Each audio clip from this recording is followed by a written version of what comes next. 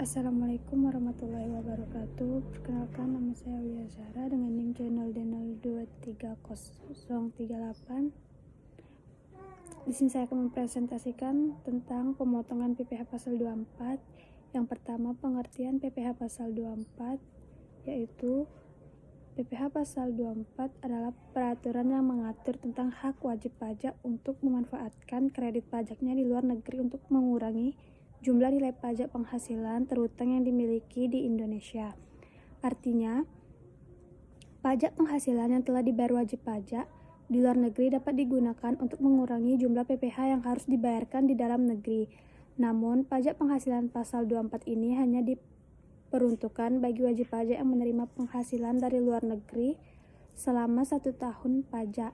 PPh 24 ini menjadi fasilitas pajak dari pemerintah yang bertujuan untuk menghindari pembayaran ganda oleh warga negara Indonesia yang memiliki pendapatan di luar negeri. Ketentuan ini terutang dalam pasal 24 ayat 1 Undang-Undang Nomor 36 Tahun 2008 tentang perubahan keempat atas Undang-Undang Nomor 7 Tahun 1983 tentang pajak penghasilan, yang berbunyi pajak dibayar atau terutang di luar negeri atas penghasilan dari luar negeri yang diterima atau diperoleh wajib pajak dalam negeri boleh dikreditkan terhadap pajak yang terutang berdasarkan undang-undang ini dalam tahun pajak yang sama. Selanjutnya, objek dan subjek PPh pasal 24. Subjek PPh pasal 24 wajib pajak yang menjadi subjek atau dapat memanfaatkan hak kredit pajak PPh pasal 24, diantaranya wajib pajak orang pribadi atau badan dan bentuk usaha tetap yang memiliki pendapatan dari luar negeri dan terutang PPh.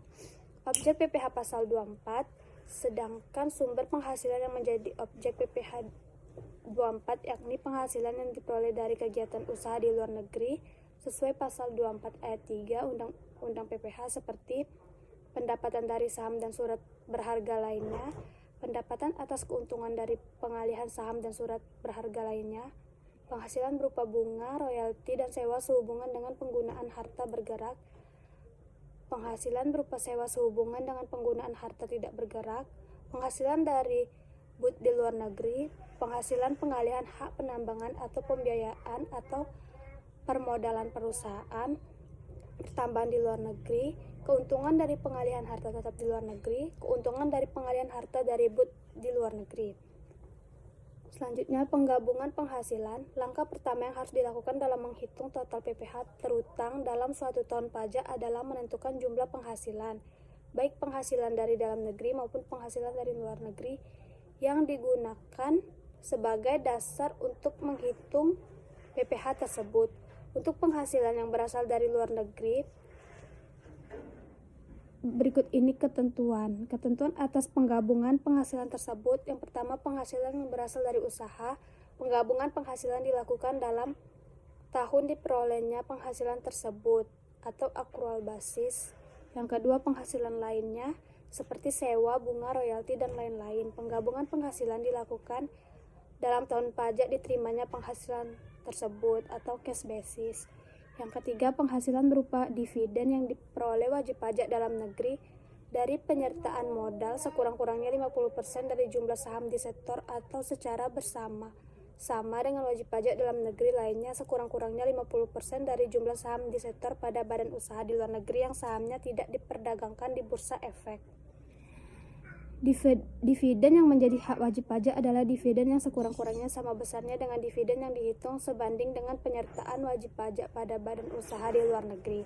Apabila kemudian terjadi pembagian dividen selain dividen yang telah dibagikan di atas, maka dividen tersebut wajib dilaporkan dalam SPT tahunan PPh pada tahun pajak dibagikannya dividen tersebut. Badan usaha sebagaimana dimaksud adalah badan usaha yang berkedudukan di negara atau tempat berikut ini. Yang pertama, Argentina. Yang kedua, Bahama. Yang ketiga, Bahrain. Yang keempat, Belize.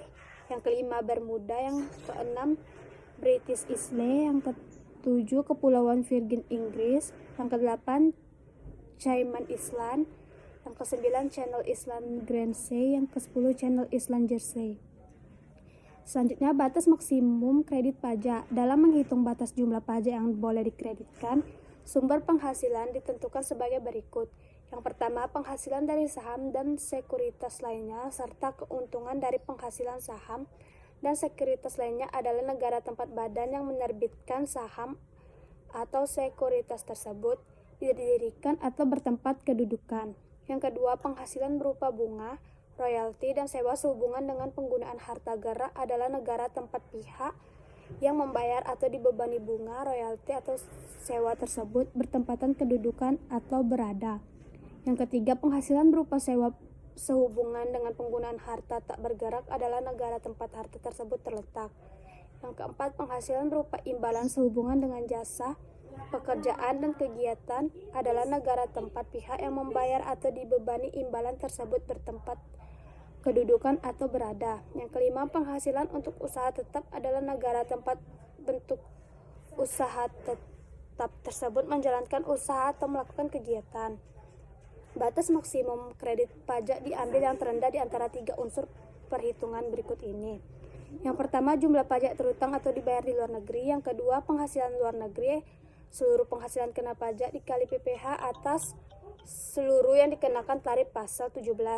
Yang ketiga, jumlah pajak yang terutang untuk seluruh penghasilan kena pajak dalam hal penghasilan kena pajak adalah lebih kecil daripada penghasilan luar negeri.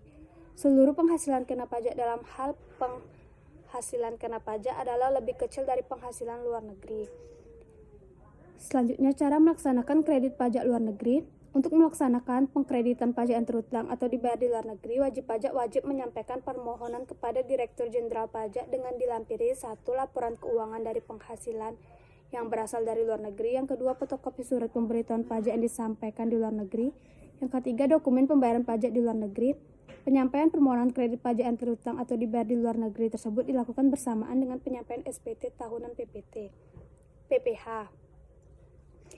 Selanjutnya, perubahan besarnya penghasilan di luar negeri. Dalam hal ini terjadi perubahan besarnya penghasilan yang berasal dari luar negeri, wajib pajak harus melakukan pembesarnya penghasilan untuk ton pajak yang bersangkutan dengan melampirkan dokubetulaseracunan dengan perubahan tersebut. Apabila akibat pembetulan tersebut menyebabkan pajak penghasilan kurang dibayar, maka atas kekurangan tersebut tidak dikenakan sanksi bunga. Apabila pembetulan tersebut menyebabkan pajak penghasilan lebih dibayar, maka atas kelebihan tersebut dapat dikembalikan kepada wajib pajak setelah diperhitungkan dengan utang pajak lainnya. Kesimpulan, PPh pasal 24 mengatur tentang pajak yang dibayar atau terutang di luar negeri atas penghasilan yang dibayar atau terutang di luar negeri yang dapat dikreditkan terhadap pajak yang terutang di Indonesia. Karena itu, pajak ini langsung dikenakan atas penghasilan yang diterima atau diperoleh wajib pajak. Sekian presentasi dari saya. Terima kasih.